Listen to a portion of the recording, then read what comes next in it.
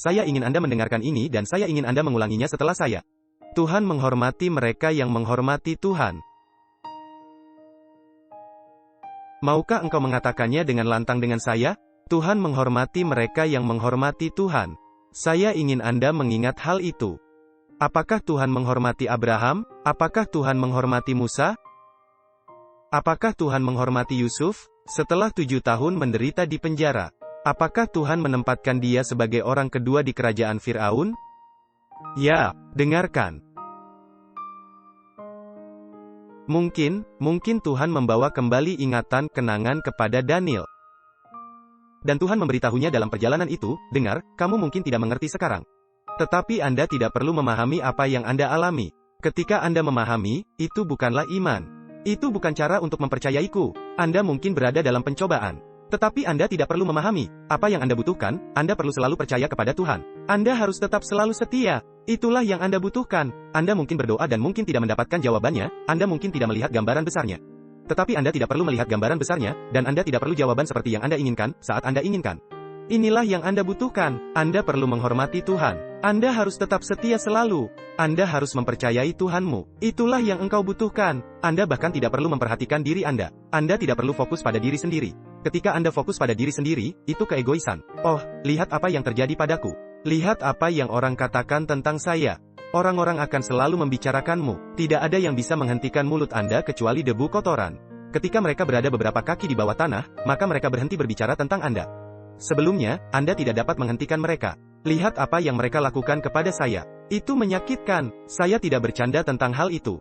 Saya tidak meminimalkan. Mereka melakukan itu padaku dan padamu. Sakit memang, tapi ini bukan tentang diri Anda.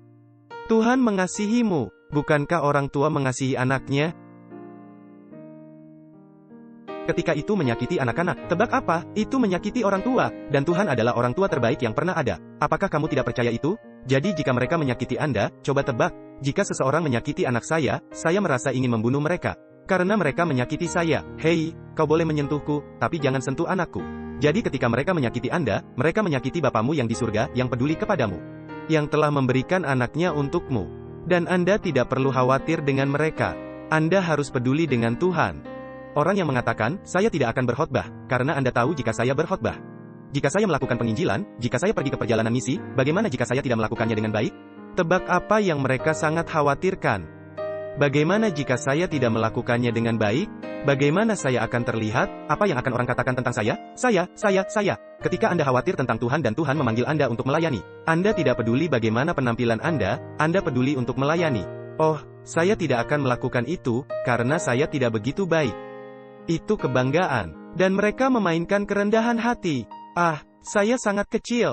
Jika engkau kecil, lakukanlah, karena Tuhan berkata, kamu tidak akan pergi sendiri. Ketika saya memanggilmu, aku akan pergi denganmu. Ini bukan tentang Anda. Anda melihat apa yang mereka lakukan terhadap saya. Mereka memecat saya. Kelompok itu di sana, mereka tidak berbicara dengan saya. Mereka tidak menyukai saya sebagai pendeta. Selama Anda hidup, ini tentang Anda. Ketika Anda mati untuk diri sendiri, orang tidak bisa menyakiti Anda. Ini tentang Tuhan. Alasan kita menderita, alasan kita memiliki konflik, adalah karena kita masih hidup. Dan kita bisa membicarakan banyak hal tentangnya, tapi tidak mudah untuk mati terhadap diri sendiri. Lebih mudah untuk melakukan penginjilan, dan memberikan uang kepada gereja. Lebih mudah membantu orang miskin, tetapi lebih sulit untuk mati diri. Dan Yesus berkata, jika kamu mencintai apapun lebih dari aku, kamu tidak layak menjadi muridku. Yesus berkata bahwa Anda harus memikul salibmu. Dan melakukan apa yang dia lakukan, mati setiap hari, jika Anda ingin menjadi muridnya. Dan hanya ketika Anda mati, biji tidak dapat menghasilkan apa-apa, sebelum biji itu masuk ke dalam tanah. Sebelum hidup, kematian datang. Tidak ada kehidupan tanpa kematian. Dan mereka yang ingin menyelamatkan hidup mereka, mereka akan kehilangannya.